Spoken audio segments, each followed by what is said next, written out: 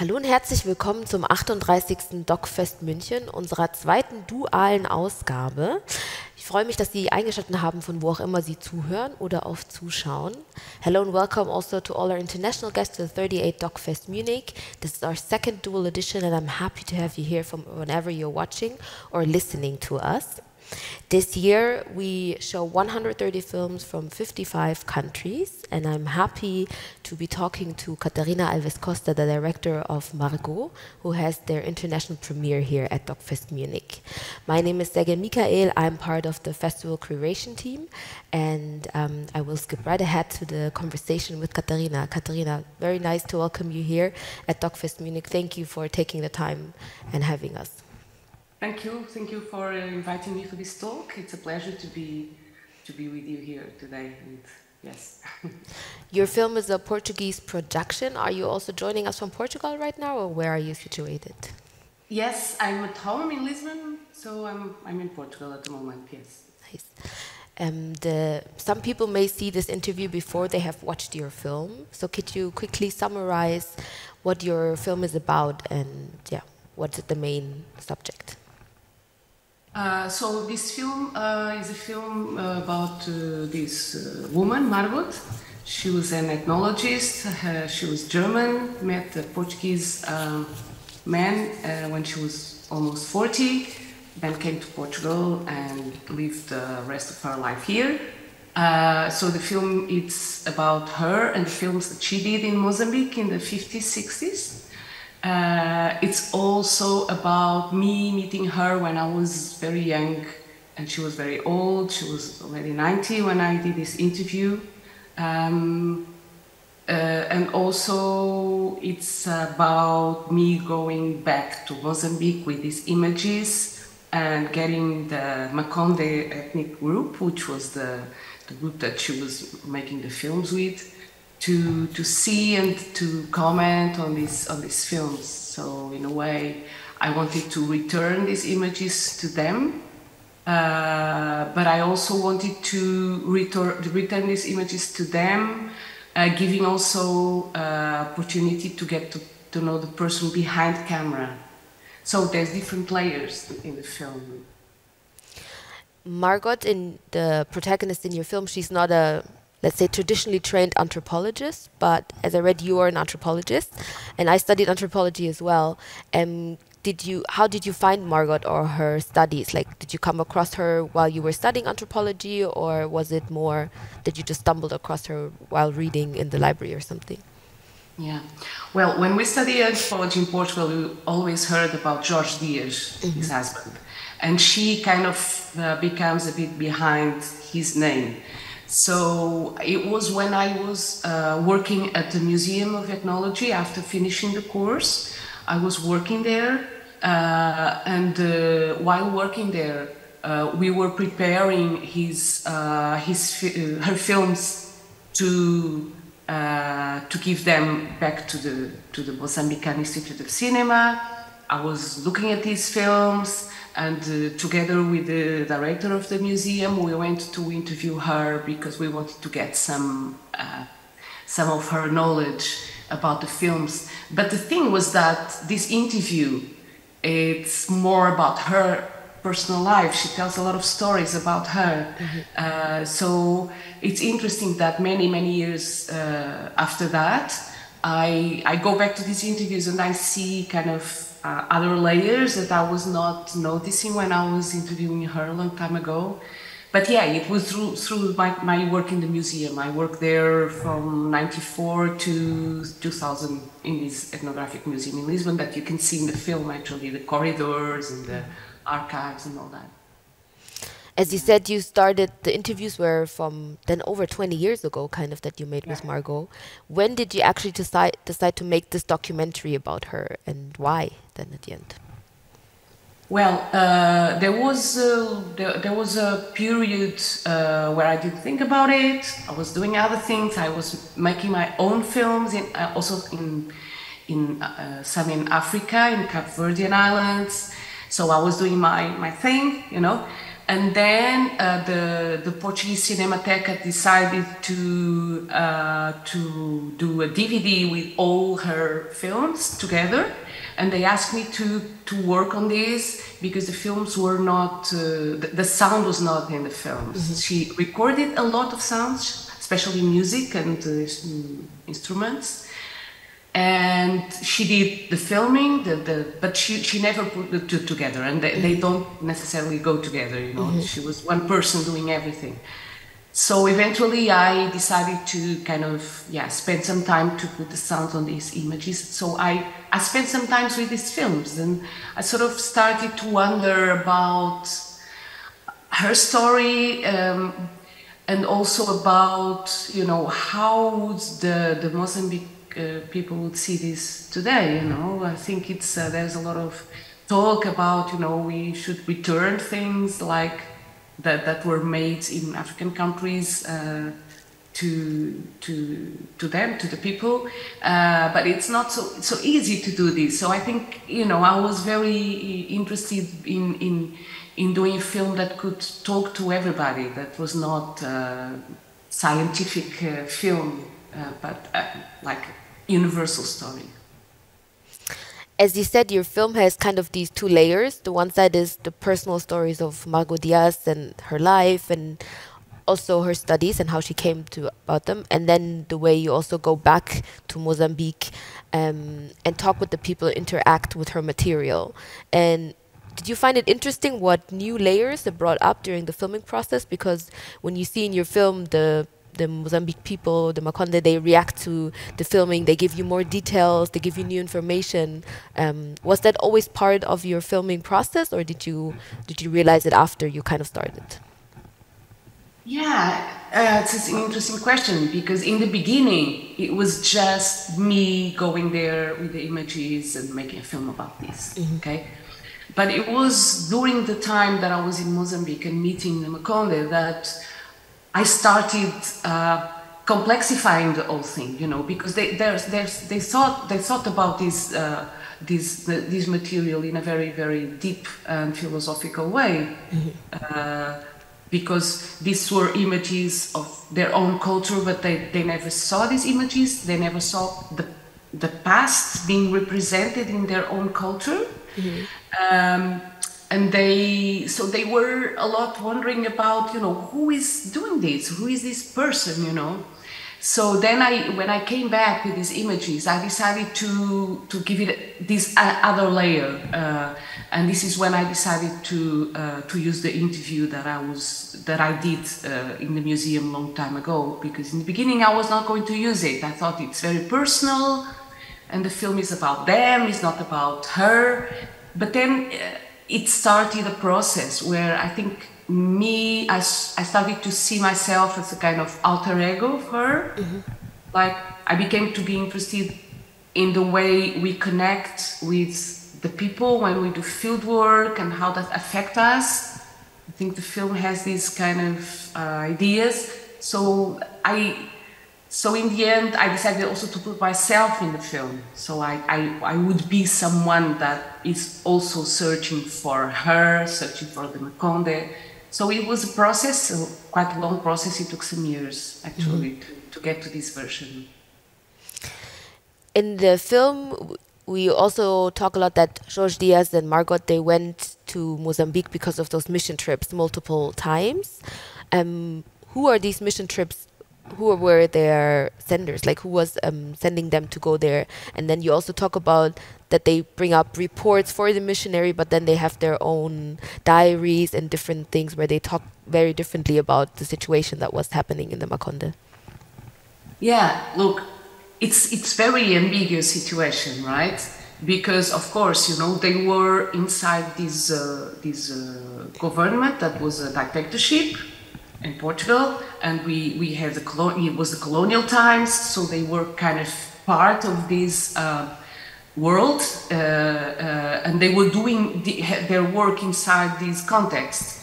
So from one time they were like doing this, and at the same time they were kind of criticizing a bit the way Portuguese colonialism was going the process. But I think that the most interesting thing for me is that they kind of they did some effort to do it differently from the kind of very, how do I say, governmental films that were being doing in those times. There's a scene in the film where I go to the Institute of Cinema in Mozambique and find a film called A Trip to the Maconde, and there you have the look of the colonial eyes, you know, talking about the woman, the way they dress, the way they, you know, they have their piercings, and in a very violent way. But I didn't see this violence so much in the films, but I knew it was there. Mm-hmm. So I had to find out this story behind these images, and then I discovered she really talks about this in this interview. You know, she talks about the impact of going there the last time. So yeah, it's a very ambiguous character, you know, because. From one point, it's someone that I met in person and someone that I admire. I was young, I wanted to do ethnographic films. At the same time, I found out she was very much in this, especially her husband, but of course, you know, she was the wife, but they were part of this scientific program that was to get to know the people in the minorities, ethnic minorities in the African countries, and of course this had a political interest behind, so it was to get to know how they also organize themselves politically, you know. So yeah, I think it's a film that makes us think about all these questions. That's what I wanted, at least. And I think there's also an interesting film where one of the Mozambique people that you interview, he says, "Oh, they're showing our rituals, and they're showing our secrets, but not fully. Thank God, because white people." And I think it's interesting because then you see, and also in the interviews with Margot, that the Makonde people or the people in Mozambique kind of knew always that the people that were coming, even though they were genuine and emotional, they were working for the colonial structures to some extent, and they didn't want to fully give them all their secrets. But then there's also Margot, on the other hand, where she realizes the more she comes back, the more they open up and they kind of believe her to be more genuine. Is that kind of what you also saw in the film? Yeah, but you know, also as an anthropologist, you know that some rituals have a secret part. Yes. You know, especially in this initiation ritual. Yeah. For the girls, there is a part of it that is about learning about sexuality. You know, this is secret, not secret, but it's something that happens in secret. You shouldn't. No one should go there because this is in between them. And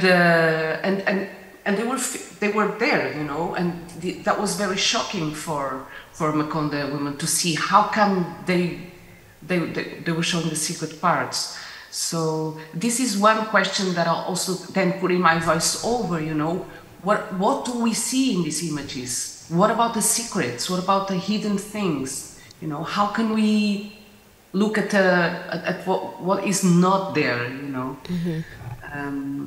But it's also I think it's also interesting, Makonde sculptor, when he says, you know, when I look at these images, I see a person that was filming for the times after she is dead. You know, he says this, and I think this very strong idea, you know, that he's talking to us, you know, about how the past will reflect on our future and how we should kind of reflect on the time in overall universal time, you know, mm-hmm. Before that, after that, and also the film has this thing about maybe about getting old, about, you know, life balance kind of thing. I think what's also interesting in your film is that it always comes up this idea of how to preserve cultures and traditions.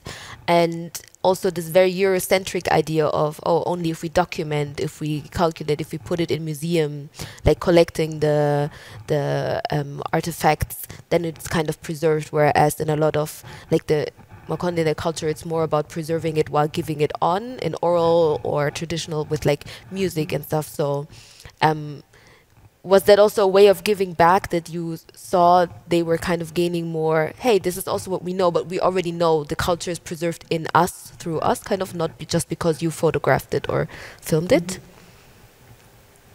Yeah, I don't know. I think, it's interesting because for one time they recognize these images as their images, and I think they see their culture in these images. But at the same time, they see all times. They see like this doesn't exist anymore.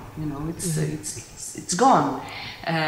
So I think for me it was more like getting in touch with new generation that is kind of trying to get tied with this past, with these traditional African instruments, making music with these instruments, even if they do, modern, like contemporary electronic music, mixing with the traditional instruments. But there is a process of finding out about their own identity, as one young guy says in the beginning of the film, like, I'm searching for my identity, because we have to remember that after the independence, there was this party that had the nationalistic project of Mozambique, a country, and trying to face the ethnic differences. And so I think this is also about ethnic identity and things like that. But yeah. Did you have the chance yet to show your film in Mozambique, and I don't know if Margot is still alive or was able to see the film or parts of the film yet? No, she's dead a long time ago. She died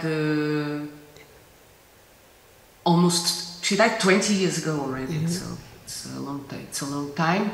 And yes, I did. We showed the film there, but I couldn't be there because it was not possible. So yeah, but I keep the contact, and I still want to go back there. But yeah, I think the kind of reception that I had from the film is good. It's very good. As you also said in the beginning, it took you a long time, or it was a longer process for you making these films. Where did you get your funding from, and how was the process for you to keep working on such a long span of time, kind of? Yeah, that's how we do. Like, I'm a teacher in the university, so for visual anthropology. So this is kind of also a project of research for me. So it's not just a film; it's all the research involved. But the film was funded by the Institute Cinema in Portugal, ICA, Institute Cinema and Audiovisual, which is the state funding for cinema. It was a small budget from finishing film, so when you present material and then they give you the money to finish the film. So it was a small budget, but of course, I'm lucky that I have a work where I can also, also reflect on the materials I'm filming. I can work on that. I have some time for research, and I also use this in class with students. We discuss, the ways of making ethnographic films and making films, and they do their own films. So it's all part of my life. This is a very, very personal film in a way that it touches both my personal biography, my personal story, and my academic work. So it was good in that way that I had the time to do it. Mm-hmm. I mean, your protagonist or main character in the film, Margot, she comes from Munich actually, and she lives there, I think, until she's 35, until she goes with George to Portugal. And what would you like the Munich audience maybe to take away from your film if you would have one thing, or if what you would want to give them along while watching the film? Well, I think, for me it was very interesting to find out about her youth in Munich.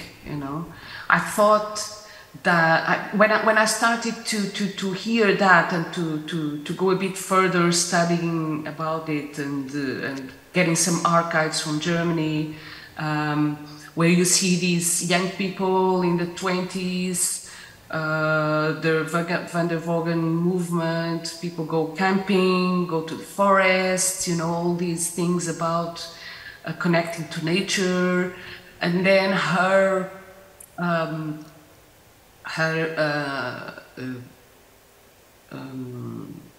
life in Munich with also not just the music but also the bookshops where she could go and see the books and find material, and so I sort of think that her interest with ethnography comes not from her alone, but from a society where she was upgrades. She was born, she talks about Schwabing, the neighborhood, and how life was there, and I think for me it was interesting to find out this because because she didn't really, she was a Portuguese, she was speaking, when I met her, she was speaking Portuguese, she was living in a Portuguese house with Portuguese family, and then suddenly finding out all these was very interesting for me because it was all about changing your life, she was a pianist, a piano player, like professional one, and then she just stops with that, starts a new life, goes to Portugal, and this is something that I think for all of us it's an interesting question. Are we able to can we do this in our lives? Can we just change completely our life? So for me it was interesting to see Germany and then the life after in Portugal, see the contrast also, but because of course Portugal was a much more conservative society and much more, especially for women, as she says, her husband thought she shouldn't go to Africa because she should stay at home or take care of the kids and things like that. So. And it was her husband, so this is the society where she was living. So I think she was very courageous. But I guess a lot of it is also my own construction. It's not real in a way that I'm trying to elaborate on this and think about this. It's not a very objective portrait. Well, thank you so much for bringing your film here and showing it to us. To our audience, you can vote for this film for the Kino Audience Award, which is presented by BR and Dreisat. So if you watch the film online or in cinemas, you can cast a vote, and then at the end of the festival, we will count it out, and maybe Margot will win the audience prize of this festival. Thank you so much for listening and watching, and I wish you a good rest of the festival. Thank you so much. Thank you for inviting me. It was very nice talking to you.